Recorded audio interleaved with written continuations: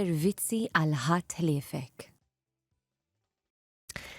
Natukom merħba għal programm ieħor għal poddata oħra minn din is-sensiela ħadd ħliefek. Ninsabu issa fit-tieni staġun ta' din il-poddata illi minn ġimgħa l-oħra jkollna suġġetti varji, suġġetti interessanti ferm illi niddiskutu dwar affarijiet relatati ma' servizzi li naturalment toffri din il-Fondazzjoni Fita.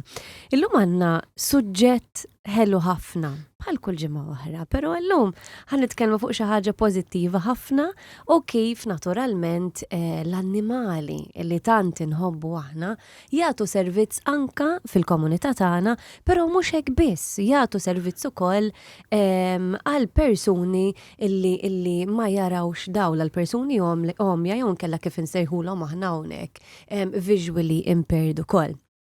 Illum fl-istudio miegħi għandi żewġ persuni, għandi s-Sur Joe Vella li m'għandu bżonn tal-ebda introduzzjoni, il għaliex sar mistieden residenti issa magħna, Sur Vella. Grazzi. Abba ħażin. Insibu ħafna, is-Sur Vella għandu knowledge kbira ħafna relatata ma' suġġetti kollha li konna dan għal xiex huwa l-assistent direttur tal-istess Fondazzjoni Fita wkoll, allura naturalment meta mmorru biex niddiskutu s-suġġetti minn ġimgħa l-oħra ġew. X'taħseb? Għax ma nitkellmux fuq hekk, jew għax ma ngħidu xejn. U llum huwa suġġett tant tal-qalb ġew ukoll. Jien naħseb illi il-biċċa kollha illi n-nies għandhom l-impressjoni li jiena xi bniedem li nifhem. Le, tatina dik l-impressjoni mela jekk le. Fil-verità li nagħmel illi mhux fors kemm nifhem imma fors kemm infittex. Jiġifieri ngħidu illi nipprova illi meta tgħiduli xi ħaġa illi inħossni m'għandix biżżejjed għarfien fuq is-suġġett, I go back to the drawing board and search. Ekku. U ħdejk, Joe, għandna ħabib tiegħek, forsi kollegi wkoll taħdmu anke fuq dan ix-xogħol flimkien, is-Sur John Tonna, nsellimlek John. Insellimlek. Kif inti? Mhux ħażin. John, illum ħankunu qegħdin nitkellmu ħafna dwar il-klib tal-gwida, u inti ġej propju mill-fondazzjoni tal-klib tal-gwida u Malta u xek. Iva. X'inhu x-xogħol tiegħek eżatt, John? Mela, jien xogħli huwa Mobility and Orientation Specialist. Kliem eħfef jien nerġa' nagħllem il-bastun. Il-persuna li jkun tilef il-vista. Tagħti ħajnieħ fuq 4 saqajn prattikament. Le. Orjentazzjoni. Qabel ma nibdew dik, jien ħanalmu il-bastun l-abjad. Il-bastun l-abjad. Meta qed ngħidu l-bastun l-abjad? Meta qed nitkellmu bħala bastun abjad, aħna qegħdin ngħidu dak li stikka bajda biex il-persuna nieqes mid-dawl, visually impaired jew blind, ikun jista' jerġa' jieħu l-indipendenza tiegħu. U ikun jista' jimxi barra, jagħmel qagħdi tad-dar bil-kwiet. Sewwa. Li jkun mod Għax dak jitlef ħafna self-confidence. Malli aħna nerġgħu nippruvaw intuhom, nerġgħu nintegrawhom fis-soċjetà. Skont l-età li jkun, dak li jkun ibati ftit. Qed nitkellmu dawk li huma avvanzati fl-età, ħajdumu iktar ma jitalmu milli dawk il-żgħażagħ jew tfal żgħar. Mela, qed tirreferi għal parti żgħira fejn tgħid terġa' ittihom il-mobilità, terġa' ittihom l-indipendenza għal dawk il-persuni li jkunu tilfu għajnejhom fil-proċess matul iż-żmien, però għandek persuni oħrajn li twieldu ma jarawx. Eżatt. Ġifieri, it-training naħseb it-taħriġ huwa differenti u xek. It-taħriġ huwa differenti. Il-taħriġ aħna nippruvaw naqbdu il-klient, ħansejħulu klient, minn età żgħira. Okay. Però nagħmel enfasi hawnhekk. Għal xiex il-klient irid ikollu età żgħira għax jitgħallem iktar? Le, ħajkun jista' jibda jintegrita il-bastun speċi fid-DNA tiegħu li awtomatikament qed juża l-bastun biex ikun jista' immur l-iskola. Fimtek. Biex ikun jittgħallem juża l-bankini. Jaraf jaqsam bih. Aħna qed nitkellmu ġew qed nsemmu il-white cane. Il-white cane huwa wieħed mid-devices illi fil-fatt fita toffri wkoll f'serje ta' ħafna teknoloġija assistiva illi tista' tinkera wkoll għall-klijenti u x'hekk. Iva, di l-ewwel il-klient irid ikun għamel it-training ma' speċjalisti bħal Sur John Tonna u tgħallem juża il-long white cane in its bare configuration, ġifieri mingħajr ma jkollu aġġeġġi teknoloġiċi. U mbagħad once li dik tkun lesta, min-naħa tal-fita aħna naraw żewġ aspetti oħra. L-ewwel net l-użu ta' smartphone illi il-persuna nagħtuha taħriġ sabiex titgħallem tuża smartphone b'mod aċċessibbli. Ħafna drabi jkun b'mod illi jitkellem. Tajjeb. Once illi inkopru dik il-parti wkoll, allura mbagħad li jkun fadal tkun daqsxejn ħidma bejna u bejn nies bħalmu ma' Sur John Tonna illi nintegraw, nikkombinaw anzi iż-żewġ speċjalitajiet flimkien, ġifieri li wieħed ikun jaf juża il-long white cane u t-teknoloġija biex juża a smart long white cane. Ekku, ġifieri dejjem qegħdin nivvanzaw, nibdew bil-bażiku u dejjem nżidu ġifieri nibdew bil-long white cane, ġifieri il-bastun l-abjad, u mbagħad immorru għal dak li huwa teknoloġiku, u mbagħad eventwalment hemmhekk jekk qed nifhem sew fejn jidħol il-kelb gwida. Mbagħad min irid jista' japplika l-kelb gwida u min jixtieq jista' jibqa' bil-bastun l-abjad biss. Okay. Kemm trista' ftit il-mikrofonu viċin, John? Aħjarek? Tolli ukoll. Proset. Japplika għal-kelb. X'inhu l-proċess la semmejta inti? Biex japplika għal-kelb għandek speċi screening. F'dak is-sens nridu naraw il-tipo persuna x'bżonnijiet eżattament għandu. X'hekk naturalment. Il-tipo kelb li jekk ħajkun kalm, jekk il-persuna huwa sportiv. Allura kelb irid ikun kemm. Il-matching irid isir eżatt bejn għadhom ħajsiru ħaġa waħda fl-aħħar mill-aħħar il-kelb u l-persuna mhux hekk? Iva, huwa ħaġa waħda. Sfortunatament il-kelb il-service life tiegħu kull huwa ta' 8 snin. Okay. Wara 8 snin. U minn kemm jibda, kemm rid ikollu żmien? Qisu sentejn. Għax il-moħħ tal-kelb ikun żviluppat f'dak il-perjodu. Mela, ħanżommu dil-mistoqsija ta' kif japplika l-kelb għal aktar tard. Għax għandna x'nitalmu ħafna iktar qabel ma naslu għal dik id-domanda sewwa, ġifieri ħanistruttura ftit il-mistoqsijiet. Mela, il-kelb irid ikollu bejn wieħed u ieħor sentejn, ġifieri moħħu żviluppat totalment biex ikun jista' jieħu it-taħriġ li għandu bżonn biex imbagħad jipperja jingħaqad ma' sidu u xekk. Eżatt. Hemm xi razzezz differenti li jagħmluhom iktar tajbin biex ikunu jistgħu jagħtu gwida? Bħala razzezz tajbin qegħdin 3 l-iktar. Jew il-Labradors, Golden Retriever, jew illum il-ġurnata qegħdin jintroduċu l-Alsatians. Il-German Shepherds. Okay. Iġi dawn ir-razzezz ta' klieb għandhom kwalitajiet illi jgħinuhom fil-karattru tagħhom, fid-DNA tagħhom biex jassistu l-bniedem. Eżatt. Huma fil-fatt 3 klieb fuq il-lista tal-intelligenti bħala tipo animal. Okay. Issa meta nitkellmu bħala German Shepherd, dak irid ikun attiv, sidu irid ikun attiv. Naturalment, għax il-kwalitajiet tal-German Shepherd huwa ħafna iktar attiv minn Labrador, per eżempju. Però mbagħad meta għandek il-Labrador, sidu jista' jkun kalm, jaħdem jiddependi x'tipu xogħol ikollok. U per eżempju anke sportiv il-Labradors kien hawn min. U jħobbu jgħumu wkoll il-Labradors. Għandhom idejhom fil-fatt il-po tagħhom magħmula għall-hom ukoll. Bħala website, webbed, iva. Webbed, eżatt. Interessanti.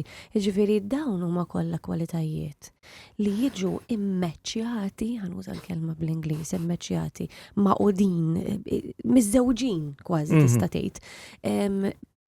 Il-kelb u s-sit tiegħu jiskom qed tagħmlu x'tajtilha dik il-website illi jimmeċċjaw il-koppji hemm dik l-app x'tajtilha. Insejt. Imma insomma, anyway, jiġu mmeċċjati b'ħafna kwalitajiet differenti biex imbagħad tkunu tistgħu iżżewġuhom flimkien. Biex nagħti idea mill-aspett ta' guide dog handler kemm huwa importanti illi jsir dan il-tip ta' tqabbil. Kemm idum il-proċess ta' tqabbil? Diskutu għadik. Okay. Dik hija parti mill-applikazzjoni. Okay. Jiena meta nkun ximkien bil-kelb gwida tiegħi nistenna tal-linja. Inti għandek wieħed ukoll. Nistaqsik aktar tard. L-ewwel ħaġa li nisma' n-nies jgħidu, il-marelli kemm huwa ħelu dal-kelb. Qed niċċajta. M'għandix dubju li għandek kelb ħelu ħafna. Le, l-kelb huwa ħelu ħafna, però ma naħsibx li ħadu into consideration meta kienu qegħdin iqablu kemm huwa ħelu l-owner u kemm huwa ħelu l-kelb. Li qablu huwa il-karatteristiċi tal-kelb fil-karattru. Joe irid ikun sewwa biex jgħaddi kummentek. Joe, forsi issa laqlibna naqra żejra fuqek. Forsi tista' tgħidilna ftit dwar l-esperjenza tiegħek. X'kienet il-proċess tiegħek? Forsi taqsam ftit naqra l-istorja tiegħek magħna wkoll. Il-proċess ta' minn meta kont żgħir, u mbagħad bdejt bil-White Cane, u mbagħad l-Intelligent Cane naħseb skoprejta ħafna iktar tard fl-età tiegħek, naħseb jew ħafna iktar tard. Riċenti.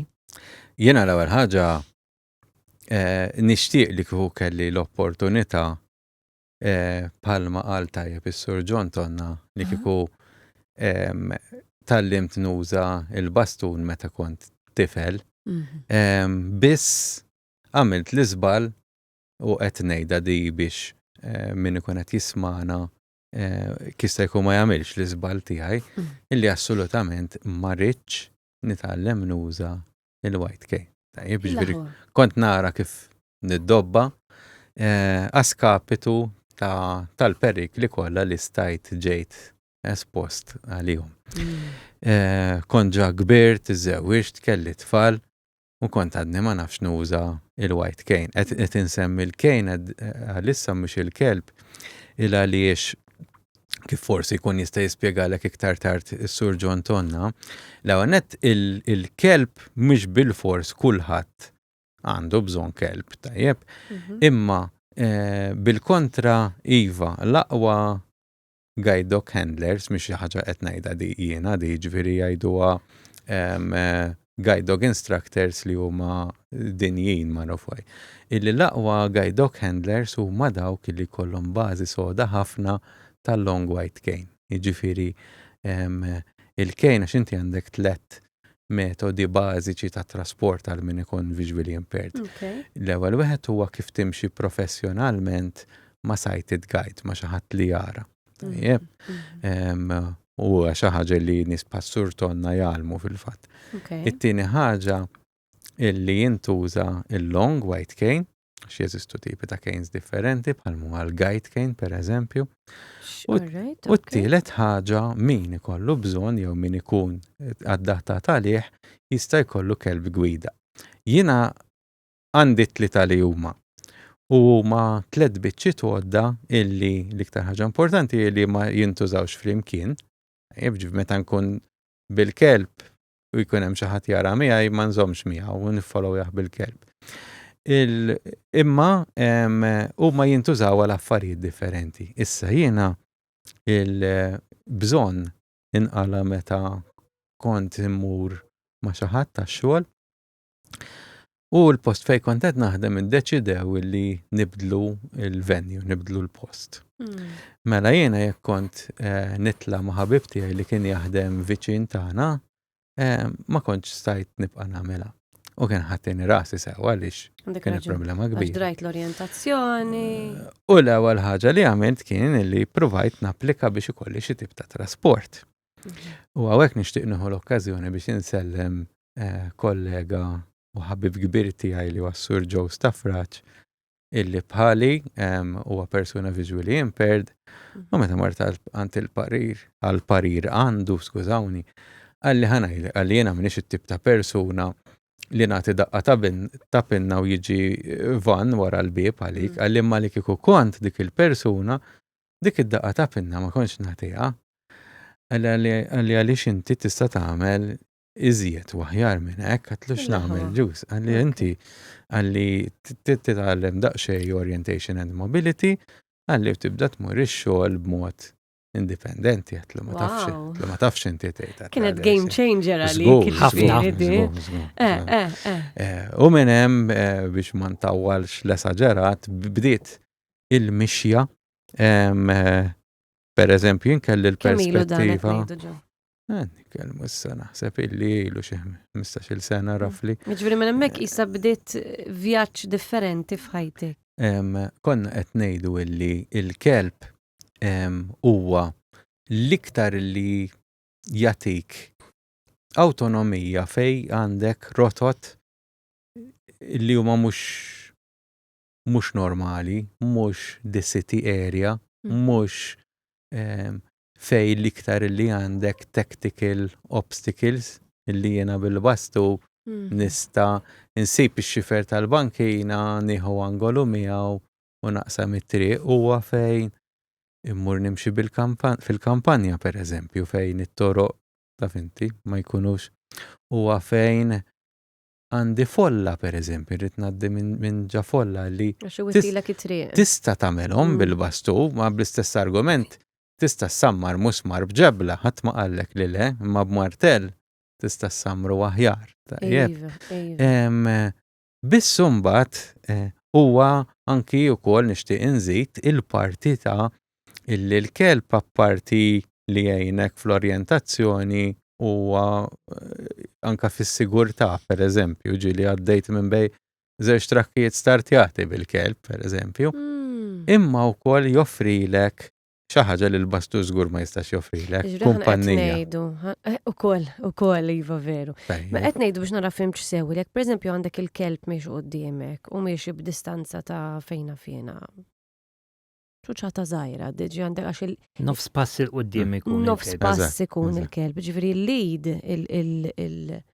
il-handle li żomm il-kelb edda s-setjata lesta u jisir parti mit-training, però jekk il-kelb niżel bankina għax għaliex l-ewwel idejn tiegħu huma ħafna iktar il-bot minnek, inti ma tindunax li dan niżel bankina għax naturalment hija xi ħaġa li tista' turik il-kejn naħseb u Le, il-kelb l-ewwel nett ma jinżilx bankina, il-kelb jieqaf. Jieqaf, Żgu. All right. Jekk inti għandek taraċ il-kelb skont l-IGDF standard kif imbagħad forsi jista' jispjegalek aħjar is-sur Ġon. Iva, nixtieq li nifhmu ħafna iktar dan il-kelb ħajjiqaf qabel ma jibda t-taraġġ, ħatejdlu inti biex ikompli u ħajjiqaf ukoll x'inhi jispiċċa dak it-taraġġ. Issa, inti waħda mill-ikbar raġunijiet għalfejn ikollok handle mhux just ħabel whatever huwa għaliex minn ġa dak il-manku tkun qed tiġi ikkomunikata ħafna informazzjoni kemm il-kelb lejk u kemm inti lej il-kelb, ġifieri. Persuna li għandu l-kelb għandu handle mela. Iva, ġifieri koll. Eżatt. Kelb mhuwiex GPS. Għalhekk fil-fatt aħna nridu l-ewwel nagħmlu il-persuna il-bastun, l-orientation. Okay, all right. Biex u jkun jaf immove from point A to point B. Okay. Independent waħdu, mbagħad minn hemm inkunu nistgħu nibdew it-second phase li nagħmlu l-kelb l-istess rotot li hu jkun diġà jaf. Naturalment, iva.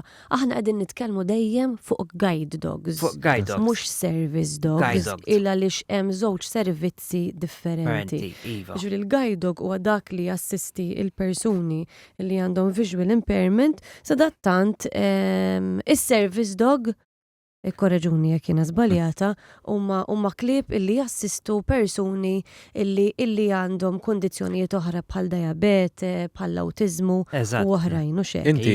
Inti service dog hija l-umbrella l-kbira. Tajjeb, isek qed tgħid għandek il-laħam. Il-perżut huwa tip partikolari ta' laħam. Issa, service dog jista' jkun kelb għad-diabete, jista' jkun kelb għall-awtiżmu, jista' jkun dak li jgħidulu assistant dog, jista' jkun wieħed mill-ħafna tipi ta' service dog, jista' jkun guide dog. Jiġifieri guide dog huwa tip speċifiku ta' service dog. Ekku, proset, kollox taħt umbrella waħda. Ġifiri, kull min juża s-servizz ta' guide dog irrid joħroġ mill-fondazzjoni tagħkom, irrid jieħu taħriġ mill-fondazzjoni tagħkom? Mhux bil-fors. Jekk inti tkun diġà tallimt minn barra minn Malta l-użu tal-bastun, tista' tiġi lokali u titlob għal guide dog u mbagħad. Tapplika servizz ta' guide dog. Ħantuk it-taħriġ. Aw Malta? Sewwa. Ħanaraw daqsxejn li ma standard qiegħed int jekk tafx tużaħ il-bastun waħdek, jekk intix kapaċi tmur from point A to point B, u mbagħad la nkunu sodisfatti bir-riżultat napplikaw lek għal guide dog. Ġirid, mbagħad hemmhekk toħroġ l-applikazzjoni. Ħanistaqsija mistoqsija differenti ħafna. Jekk persuna ikollu diġà fejna fina Labrador id-dar. Iva.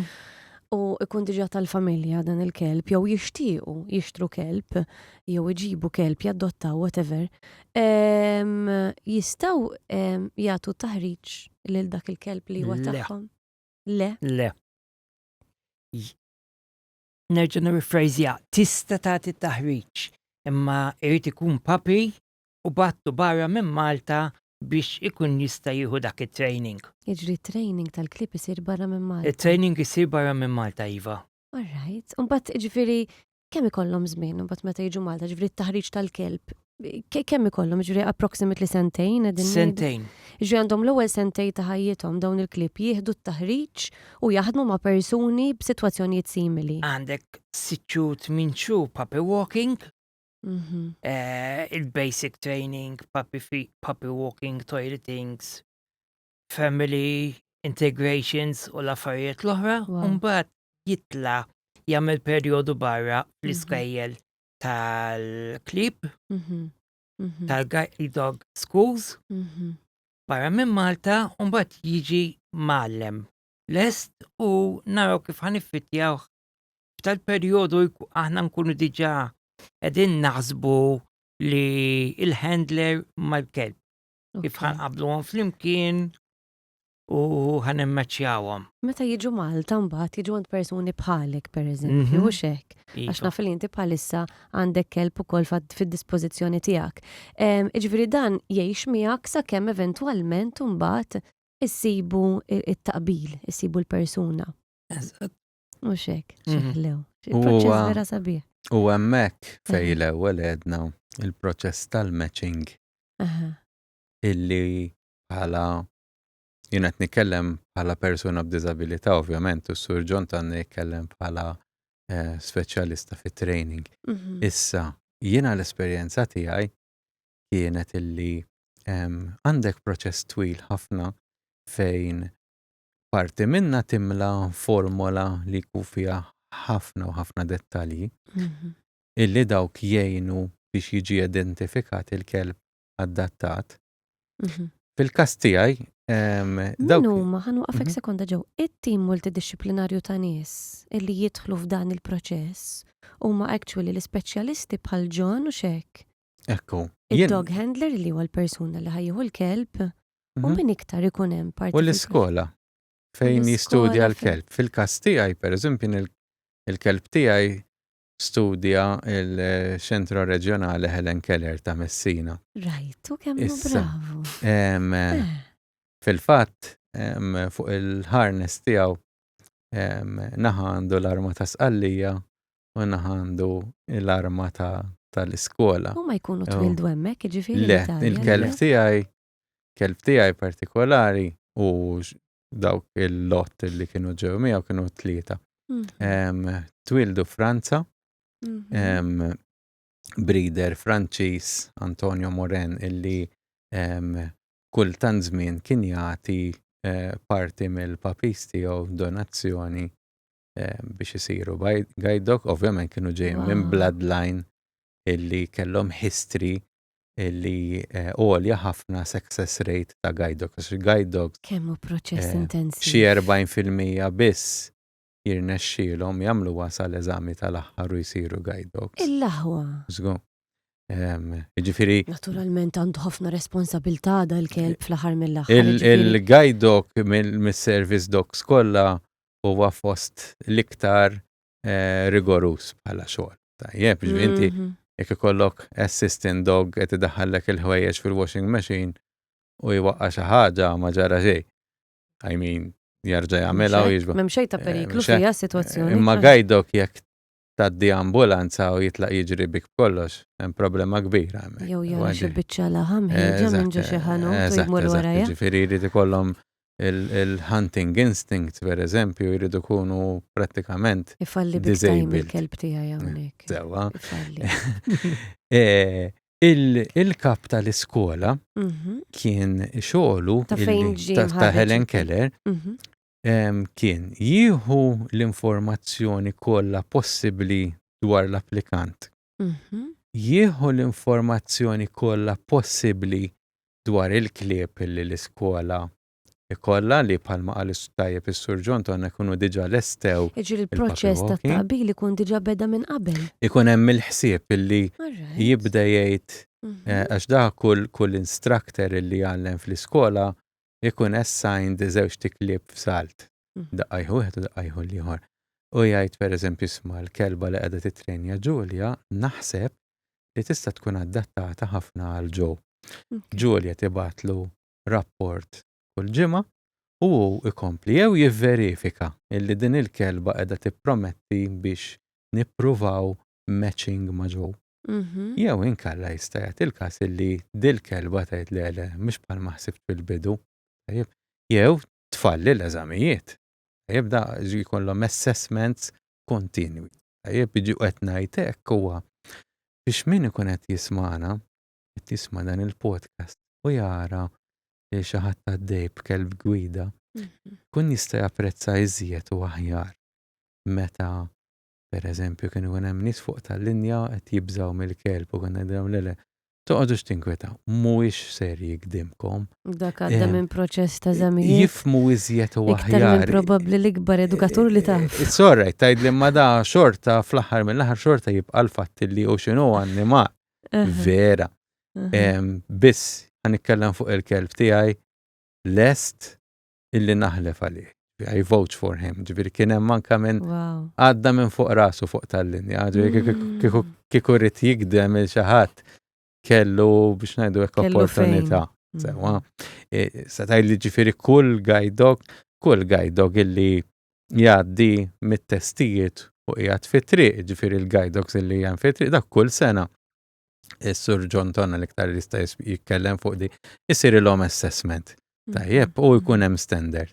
Jiġifieri bħalma minn qed isuq karozza suppost li huwa liċenzjat, tajjeb anke kelb gwida, ġifieri da hemm parti mill-ħidma hija li żżommlu dak illi jaf. Proset. Qed nisimgħu ftit fuq l-istorja ta' Juno. Iva. Kemm għandu żmien issa? Għandu 11-il sena issa. U nofs. Meta ġibtu kien iswed isu bellus. U issa ġie isu Father Christmas. Qed jikberu. Qed jikber. Għandek xi stejjer Halloween ta' Juno li tista' taqsam magħna? Il-karattru tiegħu kif inhu milquh id-dar, inti għandek il-familja tiegħek. Żgur. Juno pereżempju. Dan huwa parti mill-familja huwa wieħed minnkom. Eżatt. Juno tant huwa kelb into service illi da suppost inti meta tneħħilu l-harness għandu komand tal-kelb tiegħu harness fil-fatt. U inti meta tneħħilu l-harness he becomes off duty. Tajjeb isu Spiċalu shift. Pulizija wasal mid-dar neħħal uniformi. Xorta jibqa' pulizija ma jkunx a police on duty.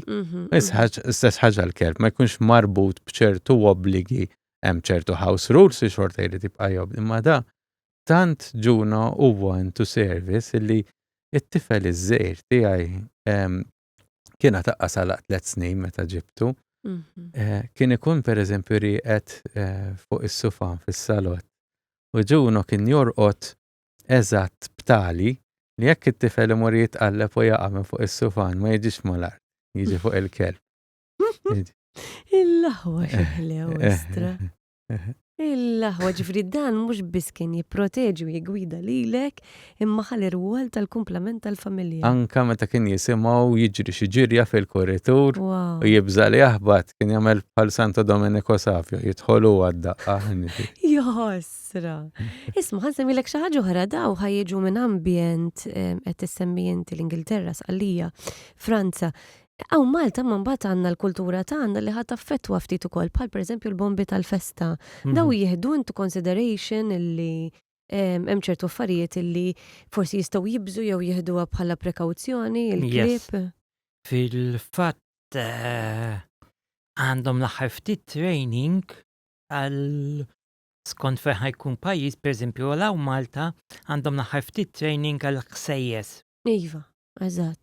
Għax dan irid jidentifika jista' jkun murtal jew jista' jkun ħafna affarijiet oħrajn taħbit, ġifieri fejn fien kollox jista' jiġri? Xorta jistgħu jinħasdu però. Mhux hekk. Xorta ħajinħasdu. Lex Ġew. murtal mawx jaqtak minn ġewwa ovvja li ħajinħasad il-kelb. Hawnhekk Lara ġibtni preċiżament ma kienx pjanata di għal punt fejn xtaqt niġi li huwa biex nirringrazzja nieħu l-opportunità u nirringrazzja lil Papi Walkers ta' Ġuno. Mela Ġuno ġie papi minn Franza. Tajjeb ta' 4 xhur. Għax dak hija l-inqas età biex ikun jistgħu jsifru. U mbagħad sab żewġ familji Maltin illi ħadu ħsieb Ġuno sakemm kellu biżżejjed età biex imbagħad sifer. Żewġ familji il għaliex l-ewwel kien ma' familja u mbagħad inqalat ilha sitwazzjoni dil-familja illi kellhom jagħtuh lil-familja oħra biex ikomplu jagħmlu l-puppy walking tiegħu. Imma dawn iż-żewġ familji flimkien tant taħ trobbija tajba lill-kelb illi mingħajr ma nnaqqas xejn mill-ħidma tal-instructor li għallem il-Ġuno sur Giovanni Garufo. Illi il-ħidma li tawh, il-kontrib li mħabba li tawh, il-mod ta' kif u kemm aċċettaw fil-familja tagħhom, lat tekniku ħasibu Giovanni l-instructor, imma lat uman, lat li jagħmlu kelb iktar aħjar kien grazzi għal puppy walking tajjeb illi kellu hawnhekk. Forsi jista' jagħtik il-każ illi forsi Sur John tonna jkun jista' jgħid xi ħaġa iżjed dwar di tal-puppy walking il għaliex intom sinjuri li qegħdin tisimgħuna tistgħu tagħmlu daqsxejn ġid dwar din il-biċċa xogħol tal-puppy walking. Ejdenna, John. Mela, such rigward puppy walking, aħna dejjem ikonna bżonn xi familji li jistgħu jgħinu Aħna nistgħu qed nagħmlu appell u xek. dik daqqatit lejhom Okay. għax ġieli kien ikun hawn klieb li jkunu mweldin hawn Malta, ġieli jkunu klieb li ġejjin minn barra iridu jagħmlu puppy walking u mbagħad nerġgħu nibdew iridu jerġgħu jsifru biex imorru fl-iskejjel. Okay, all right. Iġveri jista' jkun hawn familji jew Malta li jkollhom dawn il-klieb Iva, u jistgħu jagħmlu donazzjoni tal-klieb kif kien qed jitkellem aktar kmieni qabel. X'inhuma l-kwalitajiet li rid ikollhom familji li jagħmlu l-puppy walking minn età daqshekk żgħira sakemm jalqu dawn l-4 xhur biex ikunu jistgħu jitilqu? Essaċ bħala kwalitajiet dawk ivarjaw. Aħna nippruvaw li l-importanti il-puppy inkunu nistgħu ntuħ dak is-socializing kemm jista' jkun. Socializing, disciplina, trobbija tajba, ta' toileting. Nutrizzjoni ukoll kollox jaffettwa xejn. Kollox fil-fatt. L-ambjent li jaraw id-dar, il-kuntentizza, l-ferħ kemm jista' jkun u li joħorġuhom. u li joħorġuhom. Aħna fil-fatt m'aħniex ħanajdu kemm tajnik il-kelb u merħba bih. Ħajjin tagħmlu xi spot checks biex inkunu żguri kull sena sew il-guide dog, sew il-puppy inridu medical tests biex dejjem inkunu up to date u nafu li kollox qiegħed kif suppost. Ekku. Appell żgħir ukoll qegħdin niddiskutu anki l-persuni li qegħdin jarawna minn barra. Dawk il-persuni li jkunu qegħdin fi trio qed jaraw persuna li huwa dog handler li għandu guide dog miegħu, kif iridu nġibu ruħna aħna x'aħna għandna vizzju kif qed jitkellem ġew li mmorru nifirħu bil-kelb. X'inhi l-etika li aħna bħala persuni għandna nġibu ruħna lehom?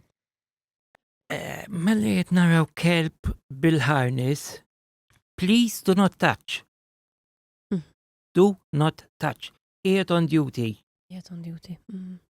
La jkunaw li sfortunatament forsi xi tfal żgħar joffrulu l-ikel, kelbu.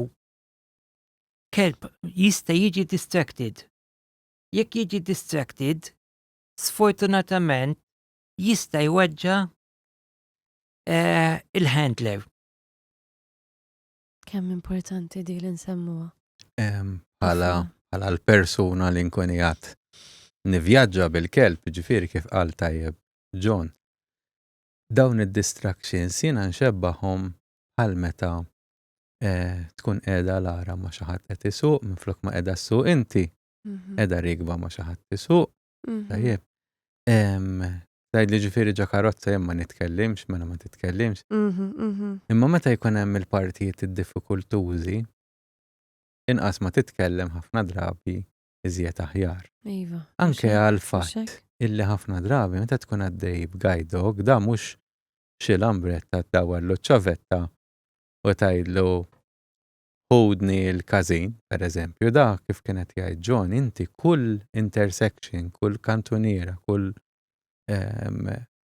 parti trid tgħidlu x'inhuwa n-next instruction isek immaġina kieku qiegħda inti ġa taxi u d-driver xufier ma jafx eżatt jaf li tixtieq tmur is-siġġieq imma fejn eżatt tispjegalu int. Kurżi tal-kelb l-Ingliż titkellmu? Tiegħi peress li ma kinux għadhom ċerti jekk hux ħajjingħata lili jew x'imkien ieħor fl-Italja, l-instructions kien għallimhomlu bl-Ingliż u bit-Taljan.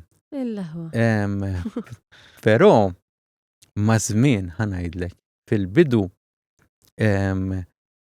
mhux tal-li tittatih instructions għalli idealment tuża tonalità illi turi biċ-ċar illi this is an instruction. Tajjeb, speċjalment jekk ikun hemm ħafna distractions barra jekk ħafna xita pereżempju, hemm ħafna ħsies ta' traffiku, hemm nies oħra dejjem bil-klib. Tajjeb mela jekk ħanajdlu right, pereżempju rid nenfasizzaha daqsxejn iżjed. U ntih messaġġ tru l-manku tal-ħarnes ukoll. Meta qed tgħid kif tgħaddi l-messaġġ mill-manku imma? Ġifieri inti pereżempju jiena għall-kelb tiegħi nista' nitkellem, jekk jiena nżomm il-manku tajjeb, nibda nagħtih palsis fuq in-naħa tal-lemmin. Okej, jisom kicks. Ġieli laqqas ngħidha verbalment l-instruction għax inkun diħel il-knisja pereżempju. Isu bħal żiem, ġifieri. Il-kelb tiegħi meta kont il-kelb tiegħi kelli l-opportunità illi ikun miegħi parti minn korsi li kont nieħu l-università. U niftakarni nidħol l-auditorium l-ICT faculty u konna nkunu miegħu disejn ruħ hemmhekk. U jien ma tantx kont inħobb illi ta' fint isu dieħel ma nafx min. Kont inħobb nidħol in a discreet way. Biżmien il-kelb kien dara anki l-hand gestures illi nagħmillu, pereżempju ma qgħodx ngħidlu find seat, kont nagħmillu sinjal bidejja u kien jifhimni l-kelb, kien ikun jaf what I mean to say. Tifhem? Jiġifieri tajjeb l-instructions, tajjeb il-lingwa, imma l-iktar tajjeb huwa di xi ħaġa li mhux kulħadd jafhem barra. Il-kelb l-abbiltà li jifhem aħna x'qed nippruvaw nikkomunikawlu hija ħafna ikbar mill-abbilta tagħna li nifmu il-kelb x'qed jipprova jikkomunikalna. Wow, Eżatt. kemm intensiva di. Dik hija tajba il għaliex pereżempju meta jkollok kollega fuq ix-xogħol jidħol u tmur tiċċajta miegħu hekk u mhix dejjem tinduna mill-ewwel pereżempju li dan għandu problema. Fil-waqt li l-kelb, pereżempju, illum ħallejtu warajja ma ġibtux.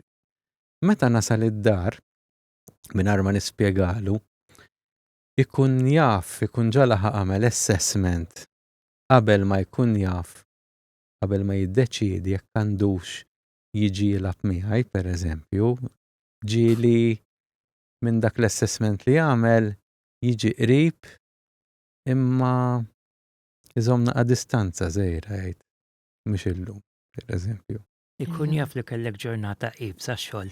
Allura ħajtik tikkalma ftit qabel ma jiġi. Xeħlew, kemm huma bravi. Kemm hawn klieb jagħmlu qed jagħtu dan is-servizz attivi bħalissa u Malta. Qegħdin 11.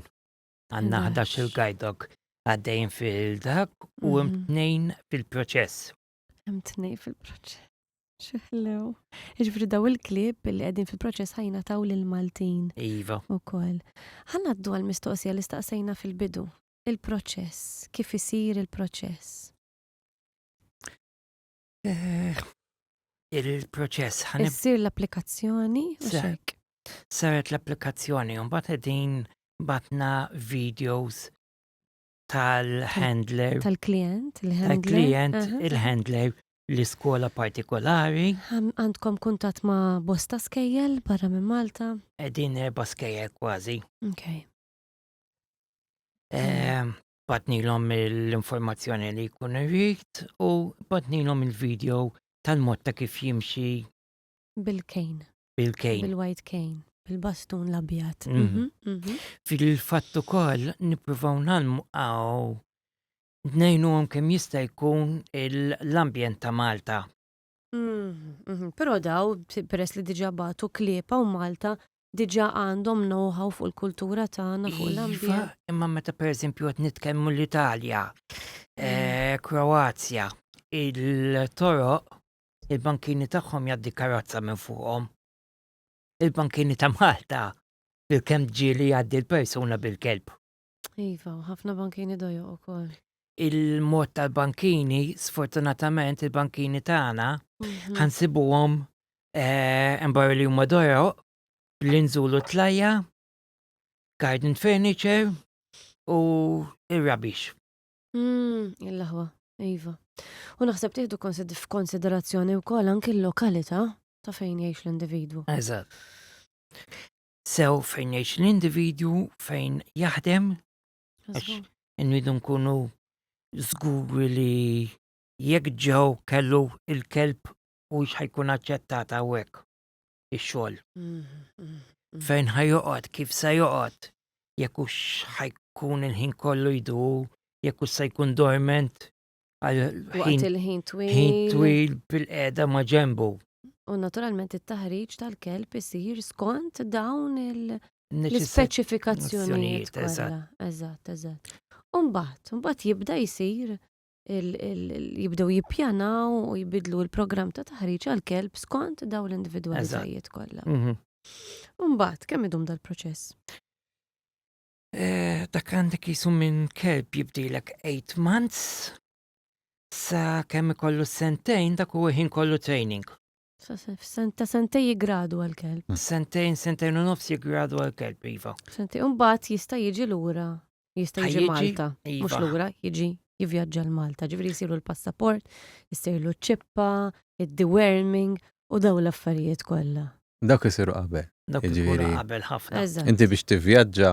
Żgura x'ikun diġà vjaġġa probabbli minn fejn twilek. Jekk inti irid ikun ġa ċippjat. Irid ikun ġa id-deworming dak isirlu meta jkunu puppies.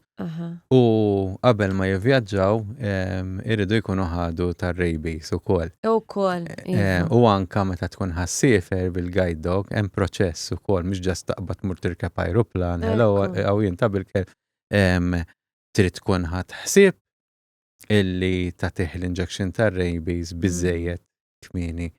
Trid tkun naf żgħid lill-airline illi inti għandek l-intenzjoni illi ssifer guide dog u ġġib il-green light għaliex fuq ajruplan żewġ guide dogs jista' jkollok. Ma nafx jekk inbidlitx mill-aħħar li sifirt bil-kelb jellaw, ġifieri I stand to be corrected on this, imma x'ismu. U wkoll tittara il-ċertifikazzjoni tal-guide dog tiegħek. Il-pajjiż fejn sejjer jirrikonoxxuhiex għaliex bi kliem sempliċi teżisti l-International Guide Dogs Association u indipendentement minn kemm huwa tajjeb jew le il-kelb tiegħek, iċ-ċertifikazzjoni tiegħu f'ħafna mill-pajjiżi, pereżempju fil-UK kollu, iċ-ċertifikazzjoni tal-guide dog tiegħek tkun ħarġet minn skola li hija membru f'din l-International Guide Dogs Association. Nixtieq li ma nidħlux ħafna fih da suġġett. Illa li x'għandna programm ieħor litteralment iddedikat fuq l-vjaġġar. Però nixtieq li nittapjaw ftit ukoll fuq il-klieb meta niddiskutu l-vjaġġar ukoll. Dak huwa taster. Taster, ħadna naqra ta' palat żgħir. Però inti ħadkun il-mistieden naturalment. Thank you. Kannora di. Mistieden residenti jiena sewwa ġewġa. Però interessanti ġifieri hemm ħafna obbligazzjonijiet li naturalment hija parti mill-liġi u hija parti minn affarijiet li jagħmlu l-affarijiet ħafna iktar sempliċi u effiċjenti illi jissifer bil-kelb u tivvjaġġa bil-kelb ukoll. Intlift fej konna qegħdin niddiskutu daqs kemm semmejna affarijiet. Il-proċess mela mbagħad il-kelb jiġi Malta jgħaddi minn dal-proċessi kollha mbagħad dan huwa l-mument fejn id-dog handler is-sit il-ġdid ħajjiltaqa' mal-parti l-oħra ta' żwieġ tiegħu. Issa, hemmhekk għandna probation. Naturalment ġi minn barra. Le, mhux għandek probation mal-handler. Għandek probation mal-handler, użgur. Għandek 6 months probation mal-handler. Biex inti stess, f'dak il-perjodu ta' 6 months, tara il-handler, il-kelb. U hemmhekk qed jiġi monitorjat, ġifieri il-monitoraġġ isir minn Malta, intom, mhux hekk il-fondazzjoni tagħkom. Iva. U kemm tarawhom spiss? F'dak is-6 months, għajt li darba fix-xahar ħajkollu viżit. Ħajkollu viżit. Ġifieri jiġi d-dog handler permezz mal-kelb anki u jagħtikom rapport ta' x'qed jiġri. No, immorru aħna. Tmorru intom fl-ambjent tiegħu. Fil-ambjent tiegħu. Jiġifieri jista' jkun jiena naf li Joseph għandu il-kelb u Ġunu għadhom kemm ingħaqdu, mela l-ewwel darba jew darbtejn avżajtu li ħanintaqgħu, tielet darba naf li għandu meeting it-tali post mela ħammur għall-arrieda. Ħanara bil-kwiet kif huma għaddejjin l-affarijiet. Ekku. U sadattant għadkom f'kuntatt kontinwu anki mill-Università minn barra tal-klib? Yes. Proset, interessanti di. Il-kelb gwida u l-handler tiegħu bejnietom jiffurmaw tim. U strictly speaking, la jigradwa l-kelb. U laqas jigradwa l-handler, imma jigradwa it-tim. It-tim, ekku. Proset. Mbagħad jibda l-proċess naturalment tkompli l-kumplament tal-ħajja minn dak il-vjaġġ tant prezzjuż.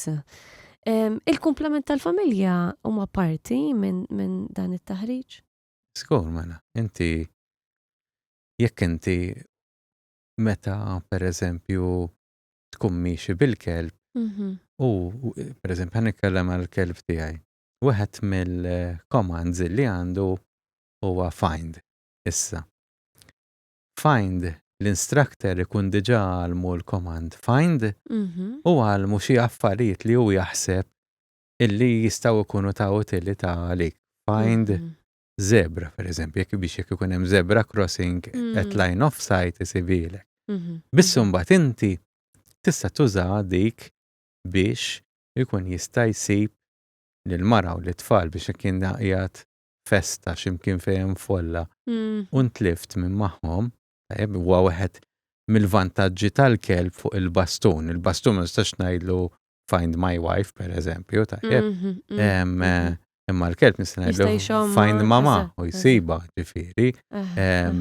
Fil-fatt mhix talli jsiba talli ġieli anke nkun qiegħed f'xi post u anke mingħajr ma nkunu ftemna iltqajna, pereżempju jien naf jiena ħanieħu lil xi ħadd mit-tfal il-mużew u l-mara marret tiġbed il-flus mill-bank. Jekk aħna ġejjin mill-mod ta' kif jibda jimxi l-kelb, ninduna li xi ħadd minn tal-familja hija fil-qrib, mela hu ma jistax joħroġ minn triqtu għax bħala gajda huwa mgħallem illi ma jmurx fejn ma ngħidlux, imma jibda qisu miexi fuq in-nar. Ġifieri tħossu l-kelb ma' żmien fil-bidu tibda x'qed jiġri ma' żmien tibda tinduna ċertu sinjali tiegħu jekk dan pereżempju penna fina mort ħattu nirrilivjah biex jagħmel il-bżonnijiet tiegħu u għal xi raġuni jew oħra pereżempju m'għamilx. Jien għalija għamel, ngħidu li ħattu x'imkien il-belt kien ħafna storbju minn għalija li għamel u m'għamilx. Tajjeb. Da ħajibda miexi b'mod isu joqmos, isma' ħares hija jiena għandi bżonn. Tajjeb, ġifieri u l-kelb ma rridux ninsew illi he's a guide but still a dog. Yes. Tajjeb. Ġifieri ma jinbaħx, ġifieri mhux ħajamel affarijiet b'saħtas. L-aħħar li smajtu jinbaħ il-kelb tiegħi jekk mhux xhur snin ilu naħseb. Il-laħwa. Tisma' wieħed għandu wieħed. Le jien għandi tnejn oħra barra li toqgħodx tinkwieta, ma jinbaħxu hemm u ma jimpu għalik. Jagħmlu. Biss ovvjament il-neċessitajiet tiegħu bħala kelb, qed nikellem bħala l-persuna b'diżabilità hawnhekk, jiena jekk jiena ħammur konferenza u dil-konferenza għandna ġurnata, m'hemmx fejn jieħdu jagħmel il-bżonnijiet tiegħu, anke jekk il-kelb hu aktar utli jmur bil-bastun.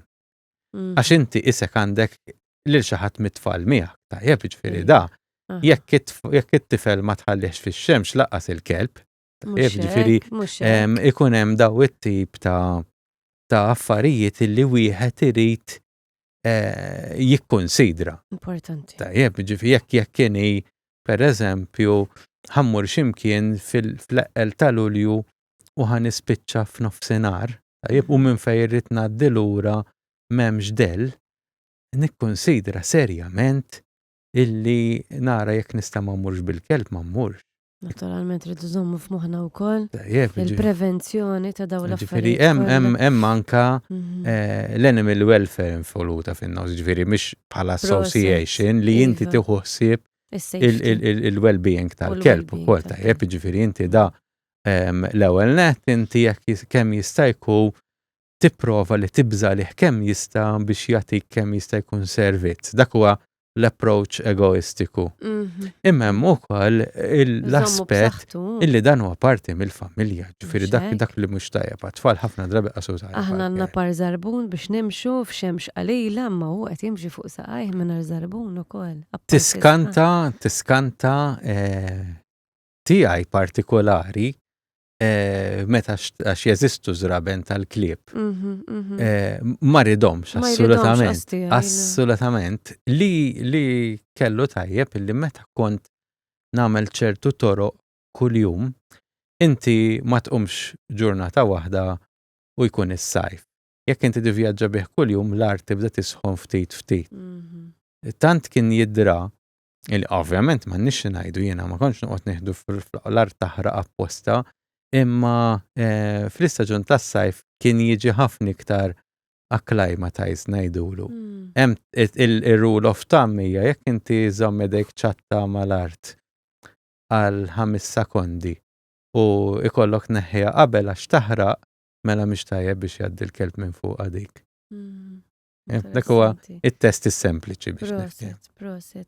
Qed jgħidulna li sarilna l-ħin għaliex illum domna ħafna iktar milli kellna pjanat fil-programm tagħna f'din il-poddata, però l-iktar ħaġa importanti naħseb il-messaġġ kbir illi għanna nwaslu l-lum li dawk il-persuni li għedin isegwuna illi forsi għatmu ma ħajġu bżon servizz ta' kelb gwida jew inkella għatmu ħajintaqgħu ma' persuni li għandhom kelb gwida, però bla dubju ħajintaqgħu ma' xi ħadd fit-triq illi għandu kelb gwida importanti ħafna li ma mmissux u ma nkellmux dak il-kelb, nirrispettaw ftit dawn il-boundaries illi hemm illi nħallu dak il-kelb jaqdi dmiru u jagħmel xogħlu. Daqstekku. Għandek xi messaġġ għalina? John, qabel ma nagħlqu. Messaġġ il-guide dog huwa il-partner tal-handler. Illi nistgħu nirrispettaw sew il-handler u sew il-guide dog, speċjalment filgħodu wara d-dar kemm nitfgħu dak ir-rabix, inkunu konsiderevoli biex il-bankini ma nokkupawhomx l-affarijiet għax povru persuna li jrid jaħdem bil-bastun u iktar il-persuna li jkun irid joħroġ bil-kelb. Ma neħdux for granted kif jgħidu l-Ingliżi, nipprovaw naħsbu f'ħadd ieħor u ma naħsbux biss fina nfusna. Is-Sur Joe Vella. Jiena nixtieq nagħlaq billi ngħid illi il-kelb gwida meta jkun qiegħed into service, meta jkun libes il-harness, jekk hemm xi ħadd hemm barra jaħseb illi ikun qiegħed jiġi b'xi mod immaltrattat, maħqur, overworked, il-kelb gwida iħobb l-iktar ħaġa li jħobb f'ħajtu hija li jagħmel ix-xogħol ta' guide dog. Tajjeb, jiġifieri m'għandux ħaġa li jħobb iktar milli jagħmel ix-xogħol ta' m'għandniex ngħidu mbagħad hija responsabilità tiegħi bħala guide dog handler illi jiena nħoddlu ħsieb il-well-being tiegħu. Il-kelb nagħlaq biha huwa dak l-annimal illi letteralment ma jaħsibix darbtejn jekk jiġi f'punt li għandu bżonn jagħtu ħajtu għall-handler tiegħu. Wow. Kbira, dik hija d-definizzjoni ċara tal-lealtà sal-aħħar nifs. Uxek. Proset, kemm ħadd gost nagħmel din il-poddata. Min is-suġġett tal-klip huwa suġġett tal-qalbi ħafna. Ibda biex. Aħseb wara meta tafx kapaċi jagħmel kelb biex jagħti s-servizz tiegħu għall-komunità tagħna. Grazzi Sur Tonna, grazzi Sur Vella, grazzi tal-ħin tagħkom illi ġejtu taqsmu ftit ħsibijiet magħna u tallimna ħafna dejjem nitgħallem minn poddata l-oħra. Intom li qegħdin issegwuna komplu batulna l-messaġġi tagħkom kemm qed nieħu pjaċir nara l-messaġġi tagħkom minn programm mal ieħor. Hemm ħut minnkom li qed taqsmu l-esperjenza tagħkom magħna wkoll, oħrajn illi offrejtilkom biex tiġu titkellmu ftit dal-podcast imma forsi tiddejqu, nifhmuha, ma jimpurtax. Oħrajn illi jixtiequ jiġu jgħidu kelma magħna hawnhekk f'dal-istudju tagħna propju studju illi qiegħed fl-istess binja tal-Fondazzjoni Fita. U kemm qed isir ġid, kemm qed ikun hemm avvenimenti, ħana nixxerjaw inkemm jista' jkun min jifollow janka l-paġni tiegħi l-paġni ta' Fita, hemmhekk ikunu qegħdin jitilgħu wkoll anki t-taħriġ li jsir fil-komunitajiet tagħna fil-kunsilli għall-anzjani wkoll, barra minn hekk ukoll nafżaw meta isiru dawn l-avvenimenti ta' Fita Friends Club. Però qabel xejn importanti li ċemplu hawnhekk fl-uffiċini tagħna ħalli tieħdu ftit informazzjoni u tinkitbu fil-klabb ħalli ikolkom ħafna iktar informazzjoni għaddejja minn wara il-kwinti. Grazzi għal ġid kbir li qed tagħmel din il-Fondazzjoni Fita. Inselmilkom dawk li forsi tixtiequ segwu xi programmi oħrajn li diġà ħarġu kemm titħlu ftit fuq il-paġna ta' Facebook u ta' Instagram ukoll u tistgħu wkoll titħlu fuq il-link ta' YouTube u segwu il-poddati l-oħrajn li diġà ħarġu u forsi hemmhekk tieħdu informazzjoni oħrajn tgħidu wara mela tkellmu fuq di u segwu wkoll lista sħiħa ta' programmi li diġà xandarna. Ibqgħu magħna minn 15 għall-oħra kull 15 joħroġ episodju tagħna biex issegwu aktar programmi. Ħankunu qed niddiskutu issa f'waħda mill-poddati li jmiss li vjaġġar propju ma' Sur Joe Vella. Inselmilkom. Fita, servizzi għal ħadd ħliefek.